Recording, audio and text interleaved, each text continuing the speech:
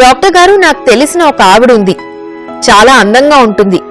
భర్తకి ఎయిడ్స్ వచ్చి చనిపోయాడు. ఆవిడకి ఎయిడ్స్ లేదు. నాకు ఆవిడ మీద చాలా ఇంట్రెస్ట్ ఉంది.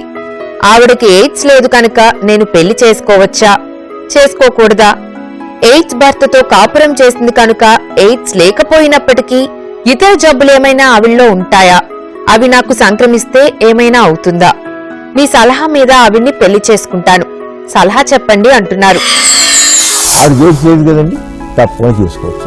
అయితే ఎయిడ్స్తో సంబంధమైన జబ్బులంటే ఎయిడ్స్ సంబంధం ఉండదు. జనరల్గా ఎవరైనా బయట వాళ్ళతో కలుస్తుంటే వాళ్ళ దగ్గర సిఫిలిస్ ఉండొచ్చు, గన్నేరియా ఉండొచ్చు, శాంక్రాక్స్ ఉండొచ్చు. అలాంటి మామూలు సుఖవాయువులు ఉన్నట్లయితే పరీక్షించేదండి. మామూలు బ్లడ్ టెస్ట్లో తెలిసిపోతే అర్హత ఏమంటే వాటిని ఇప్పుడు సుఖవాయువులకి పూర్తిగా క్యూర్ ఉంది. చక్కని మందులు ఉన్నాయి. సిఫిలిస్ గల మందులు ఉన్నాయి, గన్నేరియా గల మందులు ఉన్నాయి, శాంక్రాక్స్ మందులు ఉన్నాయి, ఎల్జీ గల మందులు ఉన్నాయి, గ్రాన్యులోనిక్ మందులు ఉన్నాయి, అన్నిటి చివరికి హెప్టిక్స్ కూడా మందులు ఉన్నాయి. అంచేత ఆడ పరీక్ష చేయించి ఆడికి ఏ జబ్బులు ఉన్నట్లయితే మొదలు ఉన్నట్లు వాడు మందులు వాడేసి ఆయన శుభ్రం పెళ్లి చేసుకోవచ్చు, తప్పకుండా పెళ్లి చేసుకోవచ్చు. అంచేత ఏం భయపడాల్సిన లేదు. ఆడికి లేదు కదా, హెచ్ఐవి లేదు, ఇంకెందుకు? హెచ్ఐవి ఉన్నప్పుడు కూడా ఈ రోజులైతే మందులు వాడుకుని మామూలుగా వాడితే సంవత్సరం